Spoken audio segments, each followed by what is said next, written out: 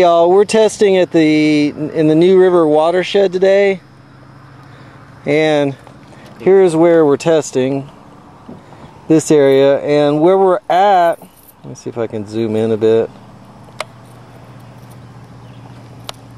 Where we're at right now is here, the New River. Good to go. Okay, we video. First, we wash the meter with distilled water, which we've done, and then put it in. The specific conductivity on this is 279 microsiemens, so it's actually not that bad. The orange is from iron oxide, which is rust, literally rust. So here, just keep videotaping me, and I'll go to our next water sample.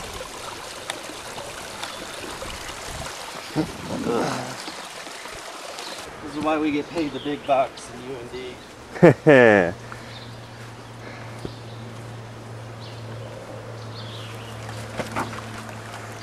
Get that on tape. Oh, it's on there. Notice I did not. Alright, so.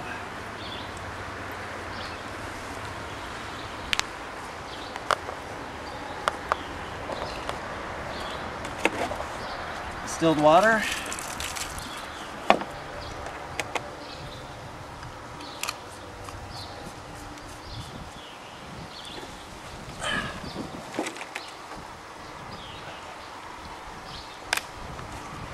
We lose a lot of volunteers this way, so. Good to know. Thanks for the forewarning. Yeah. This is one of our trickier sampling points. The trick is not getting the dirt into the water. Second trick is you want to turn on the camera and videotape the front of it to show the data we're getting from it.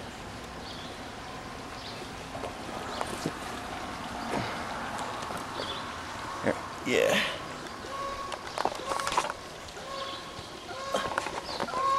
And we've got a camera going to great lengths to show you all what we do. The green light here means that the built-in GPS is on. If you can look at the front screen, you can see the data that's being embedded on this. It's actually got a compass, an altimeter, a barometer, and the GPS that embeds in it. So what we do is we take this and photograph the front of the YSI and shoot a couple of the front of it, because it'll have the GPS coordinates embedded in it. And then also, if you want to take that, hit enter.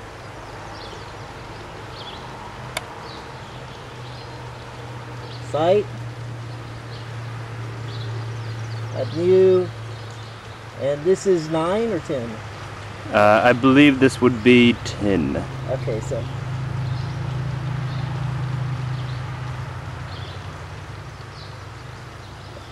Technology. 10. Enter. So, we recorded the data. There's the YSI. I got a little bit of mud on me from this sample, but not in the... Then, in an excess of, this isn't necessary, but I go ahead and do it anyway. This is how I like to roll. And we just got, as I mentioned earlier, the reason these tags are on this, is it still recording? These tags, we just got this meter back from YSI. So it's been factory calibrated. And then the distilled water should have no conductivity. So I even rinse it with distilled water before putting it back in its container, which has distilled water in it. Then I rinse it again before we put it back in the stream. So it gets rinsed when it gets put up with distilled water and rinsed before it gets put in. This is calibrated. We save the site number on this meter, but also the high resolution digital camera we shoot the images of our data with have embedded in them the GPS data. So we are basically taking this information, and this is our 10th stream. We'll probably hit 20 today this way. We're doing a general conductivity of this entire watershed.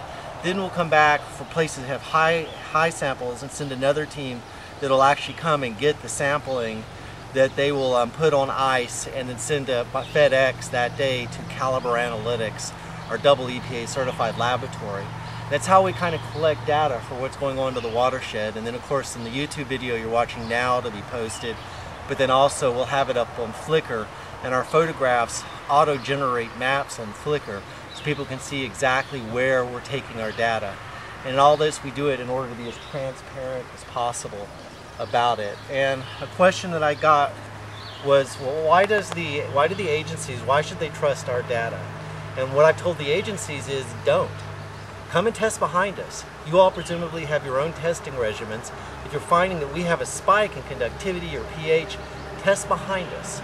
We welcome that. That's why we give you the GPS coordinates embedded in the photographs. And all the agency officials, when I tell them that, they're like, well, that's true, we could test behind you. They've never questioned our data, but that's what they could do. And we'll have all this, and today's date is April 24th? It's April 24th, 2011. Okay. So, this is going straight into the New River. Okay, so what is conductivity? Water conducts, imagine water between my two fingers right now. Water conducts electricity at a specific predictable rate. But when you add things like saline or heavy metals, which is what we're looking for, it affects the rate that electricity is transmitted between those 2 points. And that's an indicator of as to whether or not you have heavy metal contamination like selenium, mercury, manganese. And it's a quick test to do, and using a double EPA certified laboratory like we do is expensive. So the first round, what we do is we do a conductivity inventory, then we come back and address the hot spots. We're also starting to use the meter on fracking sites because brine should set off our conductivity meters. A meter, which is a YSI Professional, it's a really nice meter, but we haven't tested that yet. But that's simply what it is.